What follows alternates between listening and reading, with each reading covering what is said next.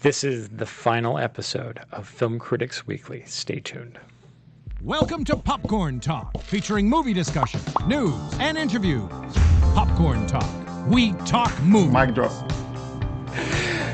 Good morning, good afternoon, wherever you're watching us. It could be either time. Thank you for tuning in to this episode of Film Critics Weekly. I, of course, am Scott Menzel. And we have a big announcement, but before we go into the big announcement, we want to introduce the panel today. Joined, of course, is Nestor and Lupe. Lupe, where can they find you? Introduce yourself. Hi, I'm Lupe. You can find me on Instagram, Twitter, and Facebook, Cinemovie TV, and on the web, cinemovie.tv, my website. My name is Nestor Bentancor. I am the president of this amazing organization, Hollywood Critics Organization. And hopefully after this episode, I'm going to remain as the president of this organization. We'll see. Yes. So that's kind of ties into the big name change. Of course, this show used to be presented by the Los Angeles Online Film Critics Society, and that is no longer the name of this organization. It is now the Hollywood Critics Association, HCA. Much easier to say. And we are so excited about that. And with that comes some more additional news. This show, Film Critics Weekly, as well as some other content, will be launched on a brand new network. Thanks to the wonderful people here at Popcorn Talk, the Hollywood Critics Association will have its own network coming in January. So we're going to be taking this show over there, as well as some additional new shows to be made. A lot of conversation about that in the next couple of weeks, and we'll have a full lineup hopefully early in January. So stay tuned for that. And we thought the best way to kind of end this show on this network, and this network is wonderful. Popcorn Talk has been wonderful to us, and we're always thankful to Kevin, Maria, and the rest of the team here who produces this show week after week. Thank you so much from the bottom of our hearts. We really appreciate you accepting this show and this organization in your family with open arms. This episode today is going to be dedicated to the end of the decade. In film, we will be doing a special tribute to the end of the decade at our award ceremony on January 9th, 2020, here in Hollywood. If you're around, it's going to be a hard ticket to get to. So, you can stand outside and wave to us, and we'll say, hey, how are you? Thanks for your support. But we wanted to talk about our personal 10 favorites of this decade. Going to be a very different list, I'm sure. We're going to start off doing like a 10, 9, 8, 7, 6. We're each going to do 10, then we're going to 9. You get the drill. Let's start off with number 10, and we're going to start off with Nestor. Yes, and let's start with remembering that these lists are very subjective. Yes. They are very incomplete, and they're very unfair by nature, because when you highlight something, it means that you're going to exclude many things. So keep that in mind, people. Okay, number 10. Number 10. I'm going to start with a foreign film, and usually that means, it's a prestigious drama. Why? I'm going to pick The Raid 2. Ladies and gentlemen, it's a movie that I think that the first one is amazing, and it can be in the conversation which one is better, but the movie grows. I mean, it's not just in length, but in scope. It's not only about action, it's also about intrigue, about power, about the crime organizations, and it's the whole package. If you love movies, you're gonna get a little bit of everything. So I'm very impressed with Gareth Evans as a director. Sadly, we haven't seen him working, in a big action movie in Hollywood. So that's my pick, number 10. Yes. How about for you, Lupe? All right, I'm going to cheat a little bit. So I actually picked the Planet of the Apes trilogy. Okay. Because it's unique when you have 3 films, and they're all reboots that are really, really good. So, and I was surprised to learn the first one, Rise of the Planet of the Apes, was 2011. I thought it was the previous decade. So the fact that they accomplished this in 1 decade, it's pretty amazing. Yeah. So that's my number 10. And all the movies were really, really good. It was a shame that Woody Harrelson wasn't nominated for anything for War for the Planet of the Apes. Oh, I agree. Because he was brilliant. It was just on cable the other day. Wow, his performance, very, very powerful. And I think just that whole movie and the themes of it, that's what's good about these movies, the themes. And Andy Serkis. I mean, nothing. I mean, it was an unbelievable trilogy. And I don't think we're going to see anything like it. No, and this is the good reason why Disney should not reboot it right now. Yeah. They should give it some time. Leave it as is. They can do a sequel. They could do a sequel? Yeah, they can continue with Caesar's Oh, son. yeah, I guess so. I didn't even think about that. But I don't think it's going to be R-rated. Let's see. Yeah, we'll see. I want to also start my list by saying exactly what Nestor said. My top 10 is going to be a lot different because it's going to be films that I feel personal about, personal connection to me in some way, shape, or form. And some of them are going to be ones where you're like, of course that movie's on this list. So it's a nice combination of personal, like if you know me, what movies I would like, and then also movies that a lot of people are going to have on their list. So I'm going to start off with my number 10, which is Personal Shopper. This was a hard one to pick between this and Clouds of Sils Maria.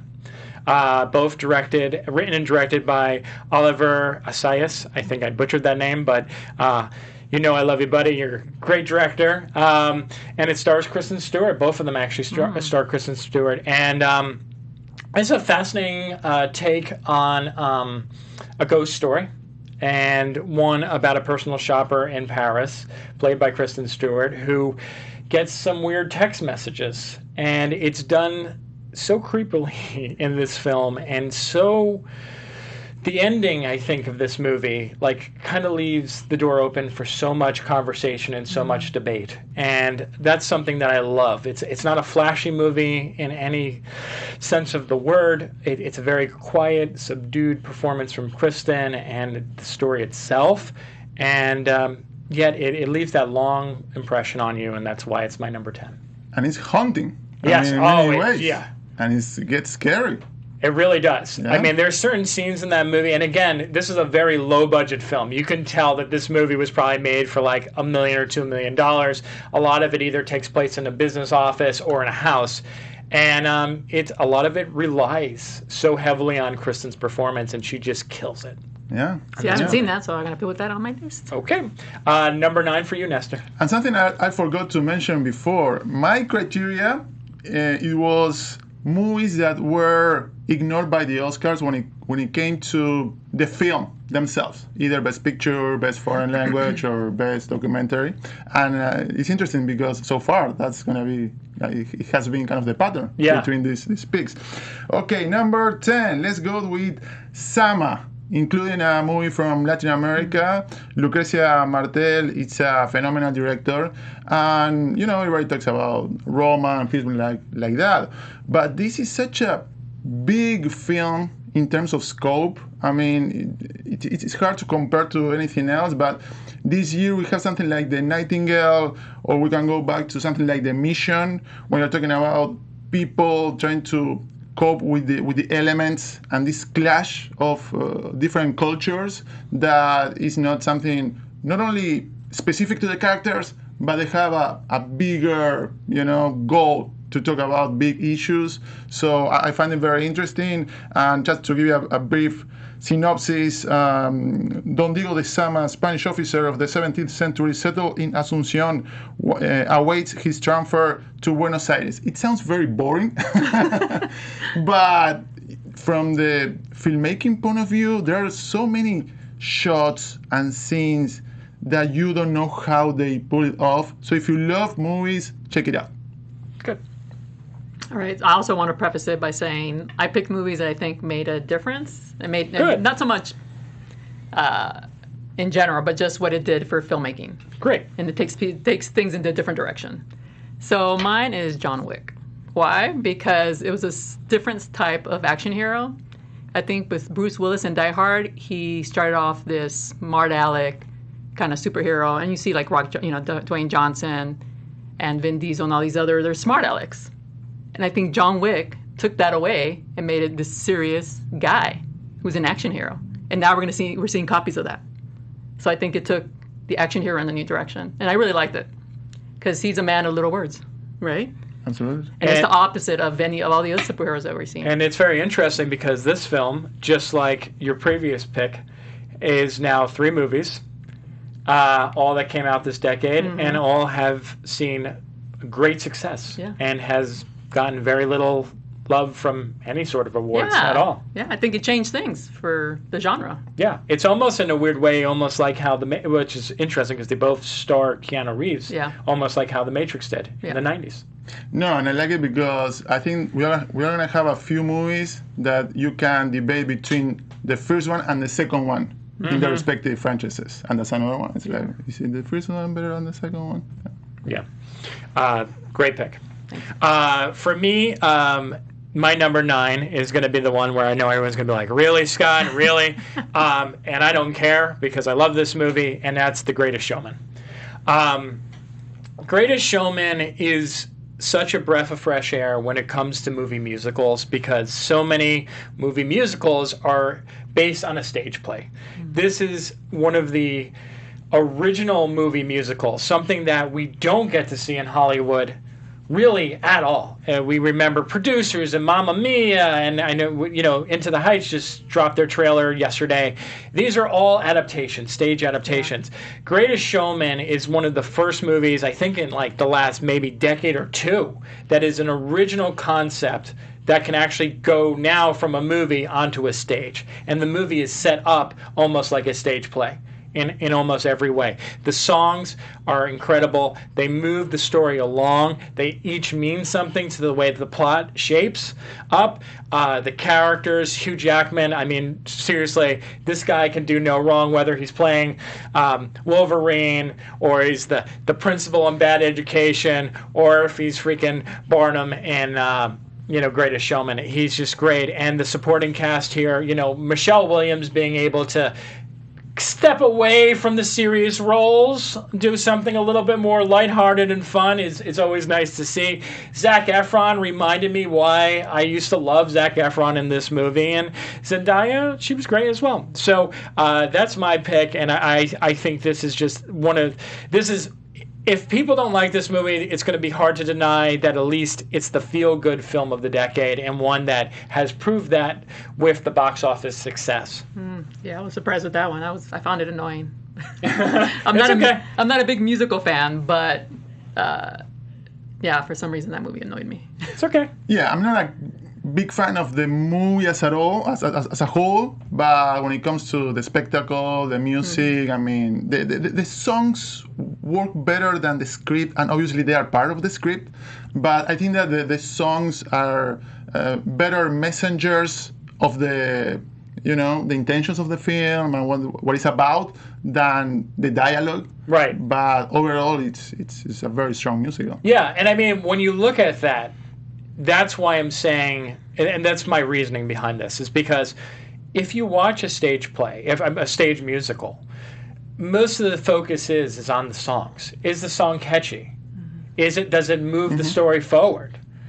There's so many plays or Broadway musicals where the dialogue's not the greatest, but it's about the actors who all these actors sell the material and the songs and the lyrics, and they all work. And that's why I say it's a great musical. Yeah, and I agree. And something to compare with that I mean, in the opposite spectrum is Frozen 2. I think that the songs don't move the story forward. They just keep hammering the same things all over again, especially sad. We are sad.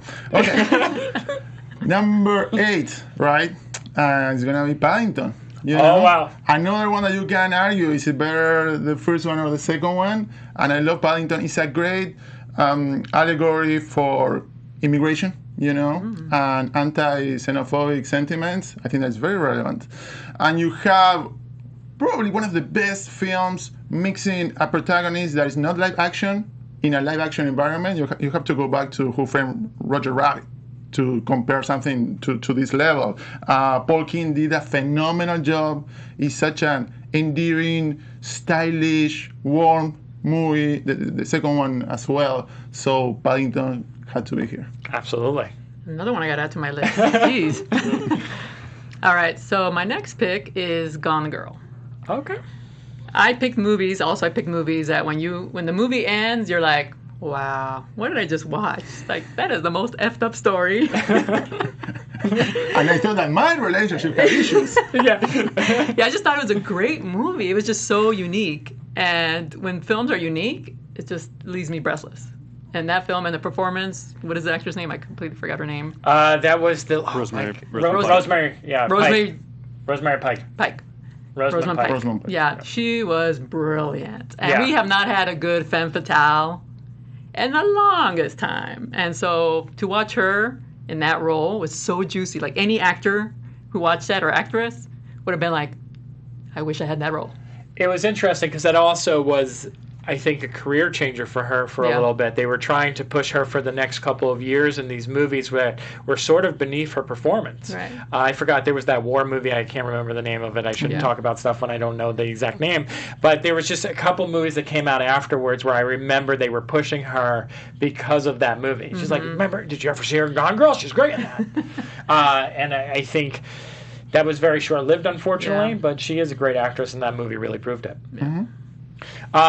My number 8, and this is very surprising to me that a Disney movie made the cut, and that is Zootopia. And I think Zootopia made the cut because it's probably the ballsiest Disney movie ever made. You talk about movies that deal with timely issues, police brutality, segregation, very heavy themes, but done so in such a clever and fun way. Zootopia is it. This was, I called that the day I saw it that it was going to win Best Animated Feature. And I don't know if Disney will ever make something like this again. It didn't hold back. It had so much to say, and I think it started conversations with children, with their parents, and it's so important for stories like this to exist, even from a company like Disney. And I kudos to them for doing it. Yeah, bullying was a big theme about that movie. Yeah, and I mean they did it with cute characters. That's like they found a clever way. And this was one of the few times where I think Disney truly outshined Pixar. It was one of those times where they really outshined Pixar. Yeah, let's go to number 7. And again, I don't have any animated film in my list, so apologies. But remember, these are films that were not considered for Academy Awards, and some people say, your name should be there, but okay, sorry. Let's go with The Babadook. Great. The Babadook, it's a new classic talking about horror, and especially since it's available on Netflix, everybody had a chance either to see it or to recommend it easily. You want to see a good horror movie tonight? Go see The Babadook. And it's a movie that works in so many levels. It's a kind of a psychological thriller. Is this two people under the power of paranoia? They're going insane. Is there something supernatural going on? Jennifer Kent not only directed, but created the story, the script, and everything. And talking about female directors, such an amazing job. So The Babadook, yeah. Well, I do have an animated film on my list. So number 7, Spider-Man Into the Spider-Verse. Oh, great choice. Like I said, I pick Game Changers. Yep. And I think that one, because it was risky, you're switching out Spider-Man. And they did it so well. And it was nice to see the directors get, after being fired from the Han Solo movie, Yes. to see them have some success. And then after watching this movie, I actually thought, what would have Han Solo looked like with these guys at the helm? Even though it was a different direction than apparently Disney and Lucasfilm wanted to go. Yep. But I was like, I really want to see. That cut doesn't exist, obviously, but Right. because it was never. They never It's got not like to the that point. Snyder Cut. It doesn't No, exist. It doesn't exist. But yeah, that one was a big game changer. And again, that feeling when you finish watching the movie and you're like, that was perfect. That movie was perfect. Where I sat in the movie theater like, wow, that was really, really good. I think that was like the first time where I've seen an animated movie where, in a very long time, where I'm like, wow, this is great for people of color. This is great for women. this is great for like everyone. This is great for animation. Like this has literally had something for everyone. It's great for geeks. It's great for geeks. Very, very geeky film. Yep. If you analyze the script, I mean, what different versions of characters, dimensions, characters that come from different mediums, like Spider Pig, interacting with this other noir character voiced by Nicolas Cage. I mean, yeah. Oh, I love that. Yeah, and then the fact that animation, you can play with these known, like Batman, the Lego Batman movie. I was gonna put that on my list, but I didn't make it. But you can do so much in animation and get away with it, and it's accepted. Versus live action, you can't. Right. So that's why I love this, animated version. I completely agree. This is my 7th pick is the conclusion to one of my favorite film trilogies of probably all time, and that is Before Midnight. Before Sunset, Before Sunrise, and now Before Midnight. This is a just beautiful, perfect example of less is more. 2 people walking down the street, having a conversation, gripping, engaging, entertaining, funny, adorable, loving. There's not enough words to describe how perfect this film is, and the chemistry between Ethan Hawke and Julie Delpy is just spot on. I don't think there'll be a better on-screen duo in this generation. I really don't. They're just great.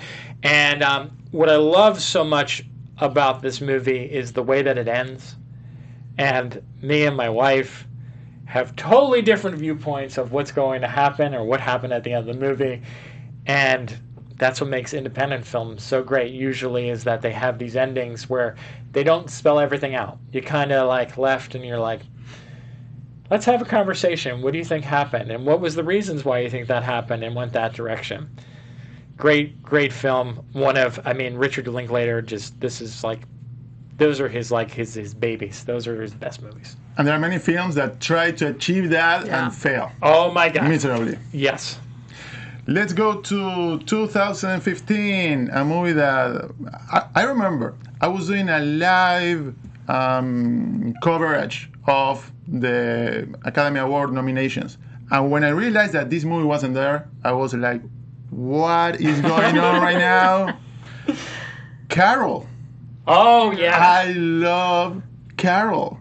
It was my favorite film of that year. Oh, is it, what's her name, Kate Blanchett? Kate Blanchett, right. Rooney Mara, Sarah Paulson, directed by Todd Haynes. That was a good one. And it's such an intimate film. It's so romantic. You feel like a voyeur. Sometimes it's not the intention. You don't have like the male gaze there, but you feel part of the relationship, and you see the relationship grow. And I think that these forbidden love stories, in the past years have come from these stories, from gay, lesbian, different, kind of ways to connect with each other, to express with each other, and to fight against, society. We had this year Portrait of a Lady on Fire. We had Call Me by Your Name. We had Moonlight, and I think that these stories are the best manifestation of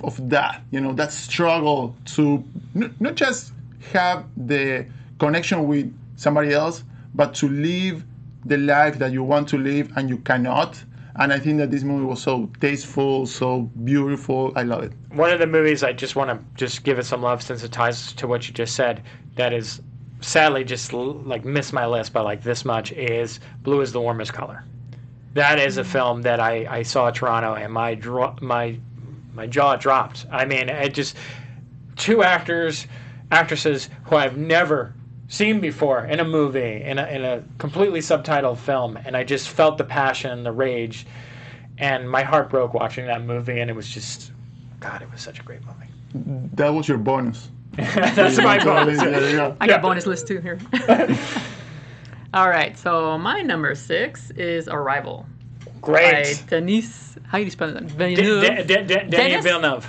Denis Villeneuve, yes. Yeah, so that's my favorite. Another film that I was speechless when it ended. Yes. It was just so beautifully constructed. Performance by Amy Adams was just phenomenal. Everything about it was just the cinematography, the messaging behind it. Again, another about fear of the unknown. immigration. It was just like all those themes, like it hits you over the head. And it's very subtle. Like sometimes you have to explain to people what these meant. Yeah. And the fact that people fear the unknown, which is very, I mean, this is before, the Trump era, but it still resonated then. Even for me, more so now. Well, more so now, but me as immigrants, as, I'm a product of immigrants, it's always been a theme for us. It's just amplified now.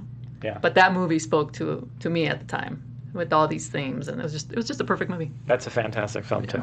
My number 6 is Nightcrawler. Dan Gilroy, boy, he just knocked it out of the park. Jake Gyllenhaal, this is probably like best performance of this decade. Oh, yeah. I want to say that.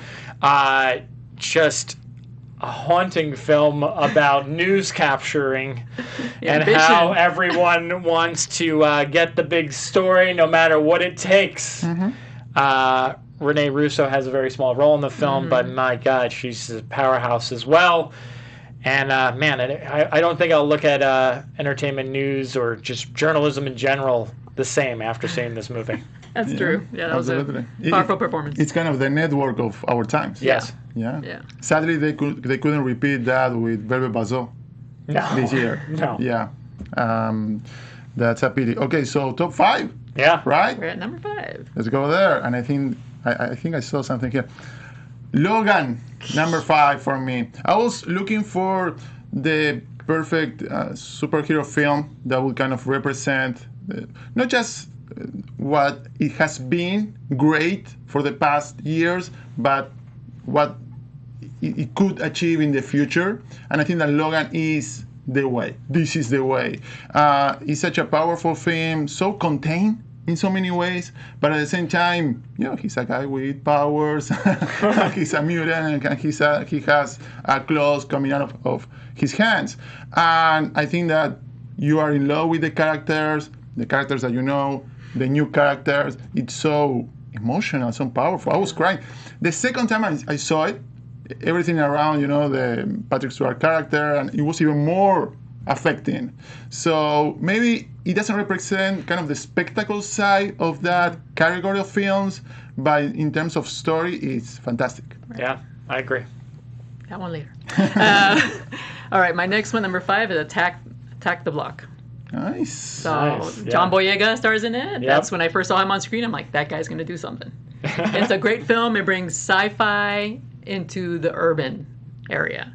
And so you've never seen that before. And it was just great. It was really funny. It's comedy. What would the genre be? Sci-fi comedy? Sci-fi comedy, yeah. It's a unique genre. Maybe even like action a little bit in there. I mean, it's a perfect blur the lines Sci-fi, of genre. horror, adventure. Yeah. So it was, and then it takes place in the suburb of London, but you can still relate to it. And it's these characters who are urban. They're, I don't want to say poor. They're underrepresented. But it's how they, in their own way, are going to set up an attack for these alien intruders. And it's hilarious. Yeah, it's a great film. Yeah. Great film. Very underrated, too. Yes. Very underrated. My number 5 is Her. Spike Jonze, writer and director. I don't, I go thinking about actors. I don't know if there's been a stronger actor this decade. I think Adam Driver's a close second. But Joaquin Phoenix. Between The Master, Her, and then to end out on Joker. Yeah. Just where he goes, I don't know. But the performance is just incredible.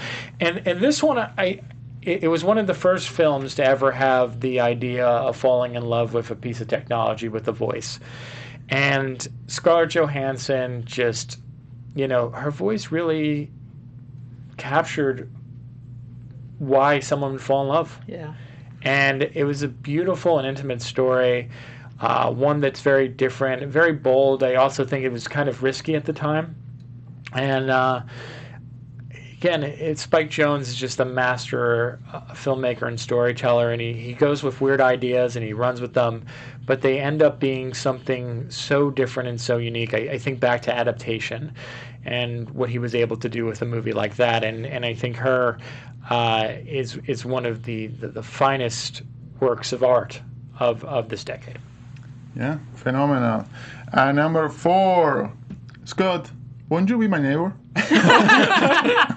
That is actually my number 4 too, so we can both talk about it together. Yes. Let's do it. Let's do it. There you go. The documentary, right? Yes. Yes. Okay. Not the beautiful Right, day in the right, right. neighborhood, which is not anywhere on any decade We didn't list. talk about this. No. This wasn't coordinated or rehearsed or anything. That's amazing. I mean, I'm not surprised because I know that you really love the movie. Yeah. But talking about big snobs, but this has to be one of the most shocking exclusions from the competition. Talking about Oscars. Oh my God, yeah. We were all betting that it was going to win. This is close to Parasite not being nominated for Best International Films. Right. Oh, I agree. Incredible. And the film, I mean, for someone like me, that I'm an immigrant and I don't have the shared past with someone like Mr. Rogers, to discover this person, to see all this footage, not just from the shows themselves, but from private, collections or whatever. It was so moving, so affecting, so relevant.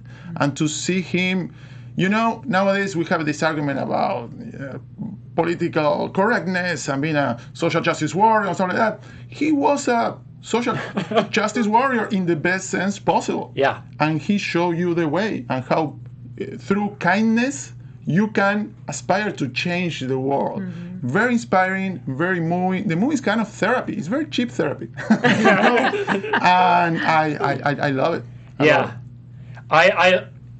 My heart was broken when this movie wasn't nominated for Best Documentary. I remember seeing this movie at Sundance, and I walked out of the movie, and I was just like in tears. I grew up watching Mr. Rogers' Neighborhood, and it was a show that I remember very fondly. It almost in a weird way led to the creation of other shows like Pee-wee's Big Adventure. If you look, not Pee-wee's Big Adventure, but I forgot. Playhouse. Pee-wee's Playhouse. If you look at a lot of the themes from Mr. Rogers' Neighborhood and Pee-wee's Playhouse, a lot of it is similar. There's a lot of learning going on, a lot of interaction with kids. Different tone, obviously, sold more for merchandise. What I love about Fred Rogers is that he was a conservative, he was a preacher, and he stood for everyone. He took a child aside and he spoke to him or her, and he was an adult. And he had a real conversation, and he wasn't afraid. Oh, you want to talk about death? You want to talk about divorce? You want to talk about some serious issue? No problem. Let's have a conversation about it. What he did for people with disabilities, what he did for people of color, what he did for public television. It just this is a badass legend, and one who did that badass legend with kindness and hope, and just never was part of the system, fought against the system. And I said this, and I'm quoted for this, and I stick to this quote: one of the best documentaries ever made, without question. When it came out, it was funny. I didn't want to watch it because I didn't want them to sully any image I had of the guy, which is funny because then later I read reviews and I was like, oh, okay, it doesn't do anything. Because a lot of times documentaries, they dig deep into their psyche. And sometimes you don't want to find out. Right. Because you have this image of them. So another one I got to put on my list to watch. But then I forgot about it. But initially I didn't want to watch it because of that. I thought, well, I don't want to learn anything negative about him. I already have I have him up here on a pedestal. I don't want to knock him down a few notches. Yeah. No, I was so moved by this film, and I agree with you, Ness. This is one of the biggest snubs in probably Oscar history. All right, go for Number 4. Number 4. All right. Rogue One. I know, he's like, yeah, well, it's like interesting. Interesting choice. Like I said, game changer, because this is a decade of Star Wars coming back. Yeah. And so it's been somewhat disappointing, but Rogue One initially took me two viewings to actually enjoy it. Why? Because I think we're so used to the familiar that at first you're like, I don't know. And then I watched it again. I'm like, oh, okay, now you can appreciate it. Because it was different. It wasn't just fan service, which I think the new Star Wars movies are. Oh, it's just purely like Force Awakens was just a ripoff of New Hope. Yes. And I mean, I enjoyed it, but I was just like, I was hoping for something different or to continue the story. I felt like we were stalled. So Rogue One was different. The performances were really good, and even though you knew they were all gonna die, because It ties into a classic. who doesn't know that? It was just Diego Luna, and I love the fact that they put Diego Luna in a movie, or any Mexican in a Star Wars film. In a lead role, too. In a lead role, too. In a lead role, and I think he did really great, and the fact that they hired him despite the accent really says a lot. Yeah. Because you always hear about people, I mean, they change Australians and English people to American accents. Why are people afraid of people with accents? Why is that? Why is that in Hollywood? The kind of diversity you don't hear about. Yeah. Or Guillermo del Toro was telling me that he wanted to cast, in Stories That You Tell in the Dark, the protagonist has glasses. He said previously suits have fought him against it. We don't want any actors with glasses. Wow. Why? That makes no. I mean, that goes along with the accent. Yeah. Even if it's an accent from England or an Australian accent, that's just weird to me. So for me, that was a game changer. That Diego Luna portrayed this main character. He has a bit of an accent. Yeah. Moving on from that, I will just say that without question, Rogue One is the best of any of these new Star Wars movies. I think the opposite. Really? I mean, this Rogue One is the one that it worked the least for me. Interesting. Maybe I need to see it a second time. Watch it a second time. Yeah, the first one, and then I watched the second one. Oh, okay. I like what they did there. Okay, that's cool. So I guess I go with number 3 because I already talked about. Okay, you were talking about apes. For me, is War for the Planet of the Apes. It's another discussion. Is it better than the second one? The 3 are very solid. But what Matt Reeves and company did, I think, is incredible. Andy Serkis, you were talking about Woody Harrelson, Steve Zahn. He steals. Oh, yeah. That character, scenes. Man. Ooh, it hurts you. It's amazing. And it's heartbreaking. It's a movie for adults, about adult themes, about revenge, about extermination of a group of entities, beings, people, whatever you want to call it. And I think that is the culmination of a phenomenal franchise, probably the best trilogy when it comes to big movies in the past decades. And it's kind of the proof that with great ideas and with great talent, you can do reboots that are respectful of the past, but they take those themes into a new, modern direction. And that was the review that when I was doing it, I cried for a while because the ending is very powerful. So had to be here. Good. All right.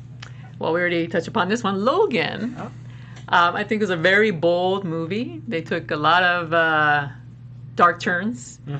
And I thought it was a shame that Patrick Stewart wasn't nominated because his performance was just gut-wrenching. I mean, and the fact that I was going through taking care of my dad at that time, that just really spoke to me. And my 14-year-old niece who saw it, she loved it because she could relate to it.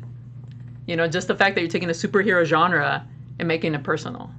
And just the relationship between Logan and Professor X was just so beautiful. Oh my God. It was just, and they're playing, essentially father and son. And it was just heartbreaking. And then aside from the fact that he's dying, how dark is that? Yeah. And Hugh Jackman's performance was just, I thought, phenomenal. I mean, so far the best Wolverine movie. There is a lot of death in that movie. Yeah. There's a lot of death. That you see and that you don't. Yeah. In this world, most of the X-Men are dead at the beginning. I don't think I've shed this many tears for a superhero film. I mean, wow. So, I mean, it felt like an indie film. Right? That's it. It just felt like if it's like, that's the direction we need to go with superhero films. A Western, samurai. Yeah. It was just, I don't know. It was just perfect. It was a perfect film, and I'll watch it whenever it's on cable. Oh. Yeah. No, it's great. For me, my number 3 is Safety Not Guaranteed. Love you, Scott. Colin Trevorrow. This, hands down, no questions asked, best thing he's ever touched. It's just a very intimate, small little film about wacky characters, about time travel. Mark Duplass, probably the best thing that Aubrey Plaza has ever done too. Jake Johnson, this was like almost the introduction to Karen Sony, who we now see from Deadpool and all those movies. This is where he got his start, and he played like this really nerdy like newspaper journalist who wanted to go along with this. It is a beautiful love story, a beautiful film about science fiction, time travel, loneliness, connection. I just love this movie so much. I remember seeing it at South by Southwest, and I could not shut up about it. It was just fantastic. I need to see it again. Number 2, The Hate You Give. I mean, Great. this was my favorite film last year. It was our pick for Best Picture, talking about the organization. And again, another film that you see others trying to replicate it, and they cannot. It's so powerful without feeling extremely preachy. There is an evident message. There is an evident anger, that you can feel, that you can touch. But it's so genuine and organic that I couldn't help myself but to cry. I cried a lot watching this movie twice. I saw it, 3 times. And everybody, I mean, the actors, Amanda Stenberg, Regina Hall, Russell Hornsby, the direction from George Tillman Jr., spectacular. And it is one of those sad cases when you wonder, did this movie open? Was this considered by award bodies? Nobody talked about it, and it was phenomenal. So, The Hate You Give. Yeah. Wow. Very good. All right, my number 2, right? Yep. Get Out. Again, another game changer. Yeah, it's a game changer. Yeah. Unique plot. You didn't know where this was going. Well, I mean, you saw a little bit of it, and just the dialogue is just amazing, and it's, just the subject matter was just so odd that some people don't like it, but I don't think they get it. I don't think they get the reference. People who don't like Get Out definitely don't get it. Yeah, like they don't get it. Like Because it's cultural appropriation in the effed up way. There's so much today. I mean, and that movie is a game changer for so many reasons, because not only do I feel like people of color connected with it, but I think that was a movie that actually like opened up conversation for like white people, even people who I think were closed-minded at the time. They saw that movie and they're like, oh, this is saying something. What is this saying? And another film where you can watch over and over again and you can pull a little bit out of it and change the career of Jordan Peele. Yeah. I didn't love Us as much as I love that movie, but it made him the man that he is today, and he will become a filmmaker for the next 10 to 20 years at least because of Get Out and the success of that film. And it's a masterclass in suspense. I mean, obviously there's some comedy in it and everything, but phenomenal. Yeah. Yeah. My number 2, this is probably the most obvious pick on the list, Social Network. Have to say Social Network. You got Aaron Sorkin writing the script. You got David Fichtner doing the direction, and then you have, I guess, career best performance from Jesse Eisenberg and Andrew Garfield. Both of them. I mean, Andrew Garfield, after this movie, I felt like he just was like one great thing after another great thing after another great thing in terms of his performances. This is just such an eye-opening film about everything that we know about today and everything we're talking about Mark Zuckerberg and how much of a douche he was and is to this day, and how he didn't care about anyone and effing everyone over. Just profit. Yeah, it's just such a special film and one that I think is kind of timeless. It's a kind of timeless tale, and it almost serves as a cautionary tale too. Absolutely. Number 1. Yeah. Remember what I was saying at the beginning of, these are subjective? Yeah. What's coming? Okay. I know we don't have much time, but let's see if you can guess it. Okay? Once more into the fray, into the last good fight I'll ever know. Live and die on this day. Live and die on this day. I know because I cheated. I looked over. I know it. You know it? Awesome. I know it. What is it? The Gray. The Gray. I love The Gray. I like it too. I think I'm the biggest fan of this movie in the world. Joe Carnahan did just such an amazing job. I saw this in theaters 3 times. Wow. And Liam Neeson, Frank Grillo, he deserved an Academy Award nomination. Any nomination. as a supporting role. Phenomenal. I think that that movie had the kind of the bad luck of coming out at the same time that you had all these other Liam Neeson action films. So it was kind of a joke of, oh, he's punching wolves now. I think that is about life and death. I think that when you see the wolves, you're talking about the representation of mortality and death. And there is a current theme throughout the movie. You have a monologue of Liam Neeson cursing God, you know? And overall, I think it's one of those perfect movies. The ending, you don't know exactly what's going to happen. Like, you don't know what's going to happen with you. When you're going to die, you don't know. The only thing I know is that in my dying bed, I want Liam Neeson talking to me and ushering me into the other side, like one of the persons that we see at the beginning. Yes. Oh, wow. You're dying. You are. Okay. What year was that? It's been a while. 2012. Yes. Oh, okay. Wow. I do like that movie. I don't know about top 10. I don't know about top 10 either, but hey, that's what, again, isn't that what makes film criticism so great and film in general? Because every movie connects with people differently. Plus, we come at it at a personal angle. Yes. Yeah. All right, so my number one, which probably not surprised to people who follow me, Parasite.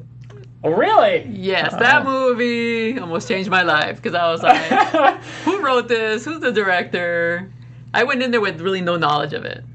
So it was just like a really nice surprise. And again, to me, themes. The theme of this movie, it's a foreign language film, but it's universal.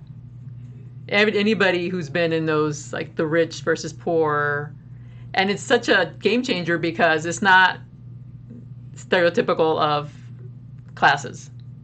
You know, it's actually the lower class trying to pull a fast one on the upper class. So you don't always see that. You usually see the sympathies on the lower class, and this, you know, the rich people are the evildoers. Yeah. But it's a mix of both. Right. Yeah. So I thought that was a genius. That he's not placing blame on it. Everybody, it's all a circle. You know, everyone has a little blame in it. And then the people in the middle. Yeah. Also, like the middle class is actually incorporated into the film too. Yeah. In ways that they're kind of get the worst of it in a lot of ways. Mm-hmm. Because stuff happens to them. Yeah, I mean, the first scene is they're trying to steal somebody's Wi-Fi. Yeah. They're moving around the house to find the reception. They're like, oh my God, that's brilliant. Yeah. That's the kind of people right away it informs you what kind of people we're dealing with. They're the parasite. But then later he changes it up. But who's the parasite? Like, I'm talking about directors of the decade. Yeah. You know, Bong Joon-ho. Yeah. Phenomenal work. Yeah. No, he's got a good body of work. He's got a good body of work. And the thing that I will say real quickly about Parasite is that what you mentioned about foreign film. It's a foreign film where I think people are not going to mind reading the subtitles because it's so deeply engaging. Yeah, it's physical. Yeah, and it has so much to say, and we talked about this with another film, different genres. It becomes a horror movie in some ways, it's a drama, it's a comedy, it's a thriller. It just works really, really well across the board. And that was a film, Nestor can tell you this, that I walked out of it the first time I saw it, and I said, it was good, I don't know if it was great. And then I saw it again when I went to Toronto, and I was like, wow, this really was great. Like now I'm like, I see it like, you mentioned some movies you do have to kind of like, I think it's the hype, right? With movies, like sometimes when you have the hype and if you don't get in before the hype is already there, you kind of walk into it and you're kind of like, was it really that great? Yeah. And in other cases, it totally kills the movie and then you're like, never lives up to the hype. My number one pick is Short Term 12. You talk about a very interesting game changer. Short Term 12, I've spoken about this a lot on this show. Anyone who knows me, I grew up in a household with foster kids. Big part of my life. It's the reason why a movie like Instant Family moved me and spoke to me so deeply. But Short Term 12 it's an unforgettable film for me. It's a movie that I fought so hard to see at South by Southwest. It was so hard to get into this movie because it wound up winning the audience winner prize, and I wound up seeing it at the very last screening. And I interviewed Brie and a bunch of these actors who are now huge stars.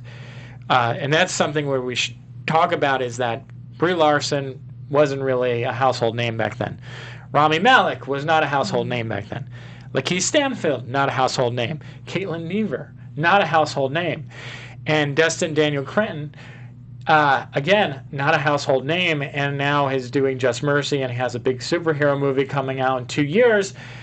This was a game-changing movie for everyone involved, but it is a beautiful film about troubled 20-somethings, people who live in the foster care system and the struggle that what they deal with and being abandoned and just having a conversation, how much that means to someone, and those little small intimate moments that will change someone's life. You talk about a lot of movies that you cry. This is another one like Won't You Be My Neighbor, where I just bawled my eyes out after I saw it. Just beautiful, powerful stuff, and just so subtle and so simple. Just the kindness of just someone, when someone's upset, going to the door and talking to the door and trying to get them to calm down and be calm, cool, and collected. It's just wonderful, wonderful film. So Awesome. So this was a very unique list from all of us. Probably one of the most unique lists that you probably find this award season, or at the end of the decade, I want to say. Guys, have any closing remarks before we end this? No, I think that's the point, right? I mean, lists are not kind of final sentences, are the beginning of a conversation. Yes. And they also should, in an ideal situation, offer something that most people haven't heard of. Yeah. And that was kind of the idea, the goal here. And provide a watch list too. I know I've been like, I gotta watch that. I gotta put that on my list. And people are always looking for new stuff to explore. That's what I think is interesting, because I think so many people they go down a list. I've read a lot of decade lists so far, and I felt like, okay, of course that's on there. And I have a few of those on there, but I also feel like you were saying they were either game changers or something that really stuck out personally for me. But I wanted to go with movies that I saw that I feel like not a lot of people talk about. Mm-hmm. And I think we all did that in a lot of ways. So thank you so much for sharing. So we do unfortunately have to wrap this up. Where can everyone find you? You can find me running the bilingual movie news website desdehollywood.com. In Spanish, you can listen to me and watch me talking about movies on YouTube on Nestor Cine. And then I do a couple of weekly shows for LA Times en Español, and you can find that on their YouTube channel. All right, my website is cinemovie.tv. I got interviews and reviews. I'm on YouTube, Facebook, Twitter, Instagram, Cinemovie TV. Sounds good. And you can find me over at WeLiveEntertainment.com, Twitter and Instagram, the other Scott M. Thank you so very much for watching and supporting this show. We look forward to seeing you in the new year on a new network. Happy holidays, everyone, and we'll see you next year. Take care. Happy holidays. From producers Maria Menounos, Kevin Undergaro, and the entire Popcorn Talk Network, we would like to thank you for tuning in. For questions or comments, be sure to visit popcorntalk.com. I'm Sir Richard Wentworth, and this has been a presentation of the Popcorn Talk Network.